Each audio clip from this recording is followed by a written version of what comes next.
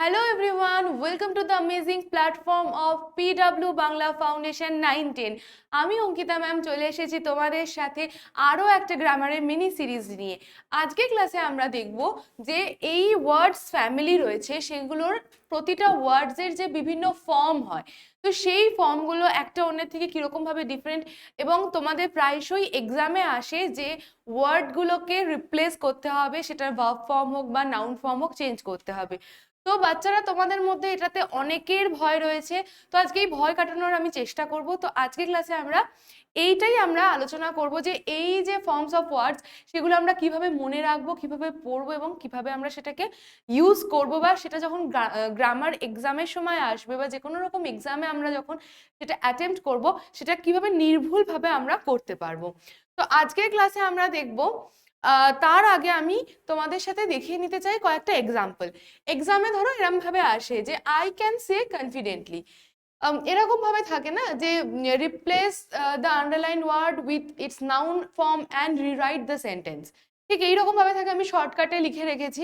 যাই হোক, তোমাদের বোঝার জন্য মানে তোমরা এটা নিশ্চয়ই বুঝতে পারবে যে আন্ডারলাইন করে যেভাবেই যখন এক্সামের সময় আসে তো তখন তোমাদেরকে বলে দেওয়া হয় যে কোন ওয়ার্ডটাকে চেঞ্জ করতে হবে প্রথম কথা, দ্বিতীয় কথা সেটার কোন ফর্মে চেঞ্জ করতে হবে।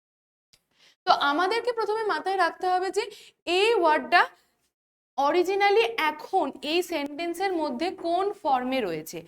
তো আমি একটা শর্টকাট তোমাদেরকে উপায় বলে দিচ্ছি। বেশিরভাগ ক্ষেত্রে দেখবে লি, এই যে লি, এই এল ওয়াই মানে এল ওয়াই দিয়ে যে ওয়ার্ডের ফর্মেশন গুলো হয় সেই ফর্মটা হচ্ছে অ্যাডভার্ব ফর্ম। তো জেনারেলি এল ওয়াই দিয়ে অ্যাডভার্ব ফর্ম হয়। তাহলে আমাদেরকে মাথায় রাখতে হবে যে এই কনফিডেন্টলি এর নাউন ফর্ম কোনটা, এটার অ্যাডজেক্টিভ ফর্ম কোনটা, এটার ভার্ব কি, এটার অ্যাডভার্ব কি, এবং প্রতিটা ফর্মের ক্ষেত্রে কিন্তু আমাদের এই জিনিসটা মাথায় রাখতে হবে। তো এই কনফিডেন্টলি প্রথমে মাথায় রাখতে হবে কনফিডেন্টলিটা কোন ফর্মে রয়েছে, তারপরে আমরা দেখব যে এই কনফিডেন্টলিটাকে কোন ফর্মে কনভার্ট করতে হবে। তো আমাদেরকে কনভার্ট করতে হবে নাউন ফর্মে।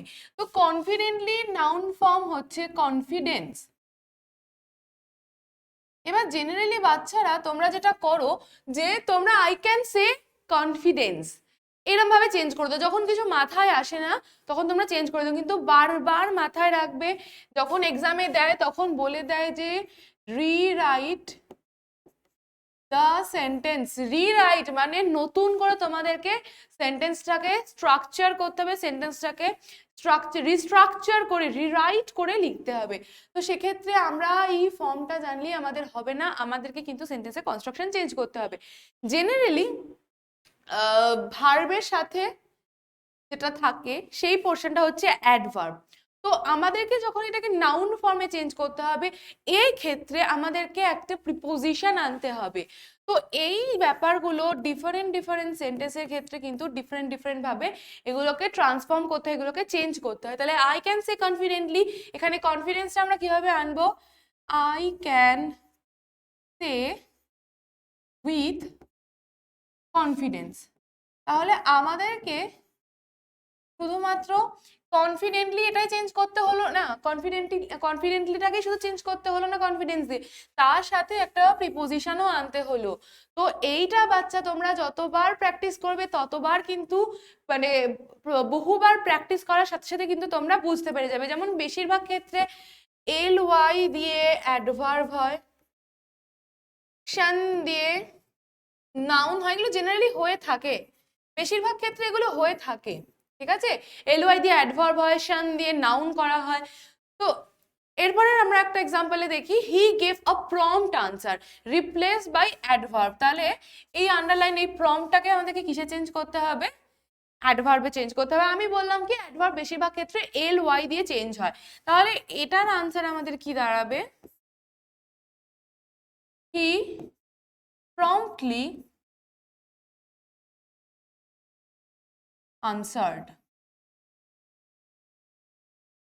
ঠিক আছে, তো তখন মেইন ভার্ব কিন্তু গেভটা আর থাকবে না, গেভটা যখন উঠে যাবে তখন এই আনসারটা আমাদের কি, এখন এখানে আমাদের আনসারটা নাউন, এখানে হয়ে যাবে আনসার্ড। ঠিক আছে, এখানে দুখানা চেঞ্জ হলো। দেখো প্রথম কথা, প্রম্পটটাকে চেঞ্জ হয়ে গেল অ্যাডভার্ব হয়ে প্রম্পটলি, এবং আনসার যেটা নাউন ছিল সেটাও চেঞ্জ হয়ে গিয়ে ভার্ব হয়ে গেল, হি প্রম্পটলি আনসার্ড।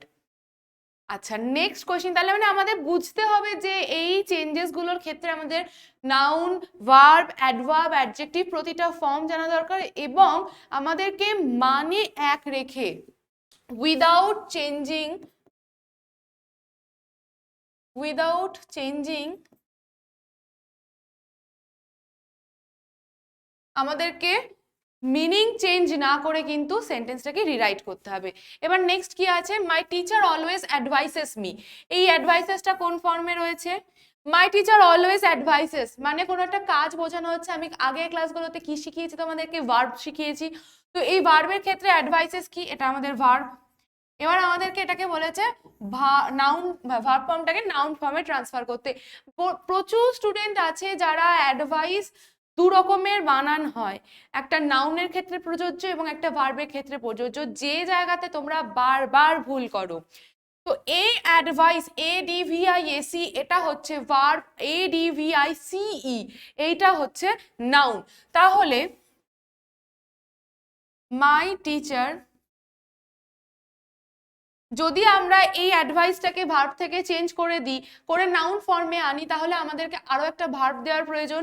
যেমন এই আনসারটাকে যখন আনসার্ড, এটা ভার্ব ফর্মে আছে, এটা যখন আমরা নাউন ফর্মে ছিল দেখো তখন আরেকটা ভার্ব আনতে হয়েছিল, গেভ। তো সেই রকমই আমরা একইভাবে করব, my teacher always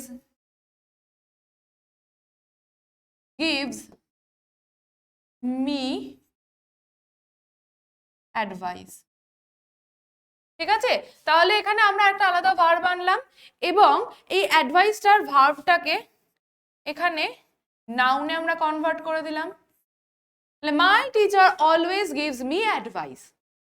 next, he gave me courage. Use the verb form. কিছু কিছু ক্ষেত্রে যেমন লাইভ, কারেজ, এইগুলোর ক্ষেত্রে ভার্ব ফর্ম কিভাবে আমরা গঠন করতে পারি? EN মানে একটা ওয়ার্ডের আগে EN আমরা অ্যাড করে সেটাকে আমরা ভার্ব ফর্ম করতে পারি। সেটাও কিছু কিছু ক্ষেত্রে এক্সাম্পল হয়, যেমন এটার আনসার হবে হি এনকারেজড মি। তাহলে কারেজের ভার্ব ফর্ম হয়ে গেল এনকারেজড। আচ্ছা, এনকারেজড কেন করলাম? কারণ এটা পাস্ট ফর্মে ছিল। তাহলে খুব ইজিলি আমরা বুঝতে পেরে গেলাম যে মানে আমাদেরকে কিভাবে চেঞ্জ করতে হবে। এবারে তোমাদের জন্য আমি এখানে একটা বড় সড়ো লিস্ট এনেছি। এই লিস্টটা খুব ভালো করে গো থ্রু করবে। এই লিস্টটা গো থ্রু করলে তোমরা যদি ভালো করে পড়ো এবং পার ডে যদি 10টা করে ভালো করে পড়তে থাকো, মনে রাখো, তাহলে কিন্তু ফ্রেজাল ভার্বের মতো এই ফর্মস গুলোতেও কোনো প্রবলেম হবে না। এবারে প্রথম কাজ হচ্ছে তোমাদেরকে এগুলোকে ভালো করে পড়ে নেওয়াটা, মনে রাখাটা। দ্বিতীয় কাজ হচ্ছে তোমাদেরকে সেন্টেন্সের মিনিং সেম রেখে এই সেন্টেন্সগুলোকে রিরাইট করা। তাহলে এই দুটো কাজ তোমরা ইজিলি করতে পারবে। তাহলে ফার্স্ট স্টেপ কি আমাদের? ফার্স্ট স্টেপ হচ্ছে এগুলোকে পড়া, দেন আমাদেরকে কি করতে হবে? রিরাইট করাটা প্র্যাকটিস করতে হবে। আর তারপরের কাজ হচ্ছে এক্সামের আগে প্রচুর পরিমাণে প্র্যাকটিস করো। এমন কিছু হার্ড কোয়েশ্চেন কিন্তু তোমাদের ক্লাস 9, 10 কিংবা 8এও আসে না। 9, 10, 8, 9, 10 কোনো ক্লাসে কিন্তু এমন হার্ড কিছু আসে না যাতে তোমাদের খুব সমস্যা হয়ে দাঁড়াবে। এবারে আমি আসছি আরো একটা কথায়, তোমাদের এই যে noun form, adjective, verb, adverb এই ফর্মগুলো রয়েছে, দেখো এবিলিটি, ঠিক আছে, নাউন, সেটা অ্যাডজেক্টিভ কি? এবেল। আচ্ছা দেখো এন অ্যাড করে আমরা এনেবল করলাম, সেটা কি? Verb form. এবং দেখো এবলি, LY অ্যাড করে আমরা অ্যাডভার্ব ফর্ম করেছি। তো এরকম অনেক কিছুর ক্ষেত্রে আছে যেগুলোর ক্ষেত্রে অ্যাডভার্ব হয় না, যেমন এই যে এক্ষুনি করলাম আমরা অ্যাডভাইসের ক্ষেত্রে। সেগুলোর ক্ষেত্রে কি কিছু কিছু ক্ষেত্রে হয়, যেগুলোর কিছু কিছু ফর্ম হয় না। এগুলো মাথায় রাখতে হবে যে কোনগুলোর কোন ফর্ম হয় না, কনস্ট্রাক্ট করা যায় না। আবার আমি একটা জিনিস বললাম, শান অ্যাড করে নাউন ফর্ম করা যায়, যেমন অ্যাকশন যেরকম নাউন ফর্ম। নাউনের আবার দেখো অ্যাকশন, অ্যাক্টিভিটি দুটোই কিন্তু নাউন ফর্ম হয়। তো আমি এক্ষেত্রে আলাদা আলাদা করে মানে এরকম ভাবে বক্স করে দিয়েছি, যেভাবে তোমরা বুঝতে পারবে যেভাবে তোমরা বুঝতে পারবে যে এইগুলো কি অ্যাকশন আর অ্যাক্টিভিটি যেমন সেম ক্যাটাগরির মধ্যে পড়ছে, দুটোই নাউন, ঠিক আছে। আচ্ছা, এইগুলো রয়েছে। দেখো যখন সেম সেম নাউনের মধ্যে পড়ছে, এবং এমন অনেক কিছু ক্ষেত্রে হয় যে ক্ষেত্রে দুটো অ্যাডভার্ব হয়, দুটো অ্যাডজেক্টিভ হয়। যেমন দেখো ক্লিয়ারনেস, ক্লিয়ারেন্স, ক্ল্যারিফিকেশন, তিনটেই কিন্তু নাউন ফর্মে হয়।